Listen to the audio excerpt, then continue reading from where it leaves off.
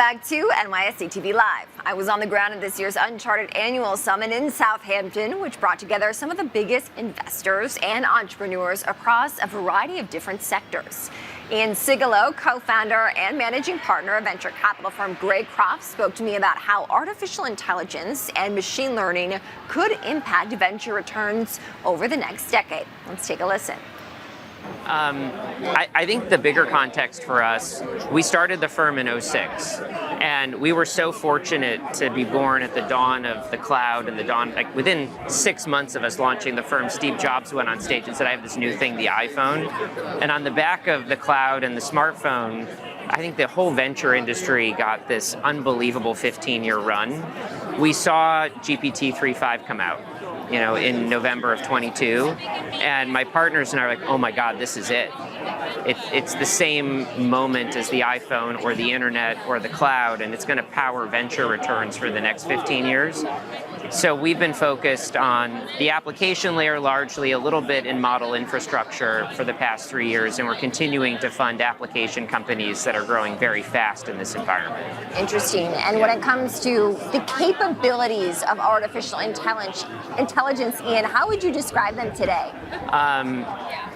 It's really magical.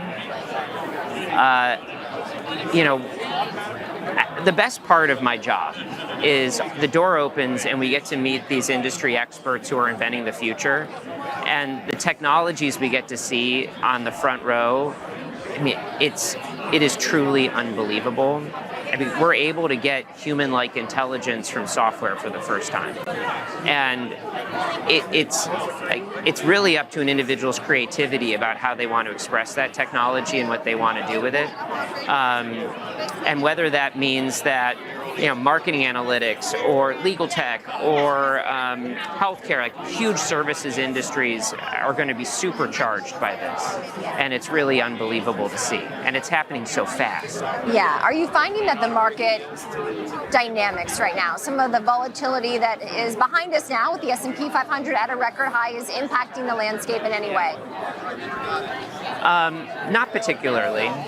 I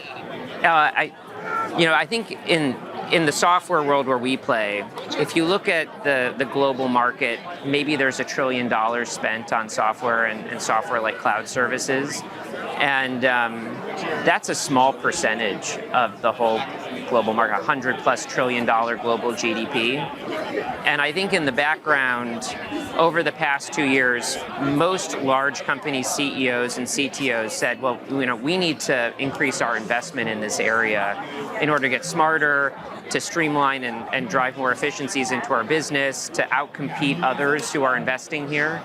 And instead of investing $1, we're going to invest $2. But that results in a massive, massive windfall for AI companies because we're still a small speck in the overall scheme of the big global market. Yeah. Finally, I do want to talk more about machine reading software. Yes. And what do our viewers need to know on that front? So, Greycroft, we've been investing for 20 years. I've invested for a couple years previously up in Boston too. And I think there's a couple earned secrets, after all this time in the venture landscape. I think one is, I believe that all great investment firms are built on research. And what that means, I think, if you're Renaissance and you're trying to predict will a stock go up or down in the next second, you've got a type of research. If you're Bridgewater and you're trying to predict whether or not the dollar is going to be the world's reserve currency, you have a different type of research. In venture, it's been so hard because we're researching the technology trends that underpin the global economy and trying to make a decade-out prediction. Like, what's going to happen to social media in 10 years? Are we still going to be using our phones for communication in 5 years? And there's so much research that's published every single week. If we looked at this, there's 5,000-6,000 software papers every single week published to Arvix.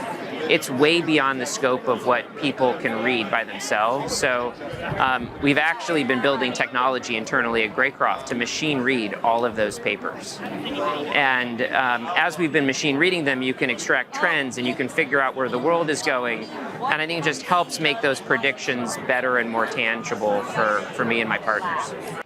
Thanks again to Ian Sigalow, co-founder and managing partner of Greycroft, for that interview earlier this summer in Southampton. All right.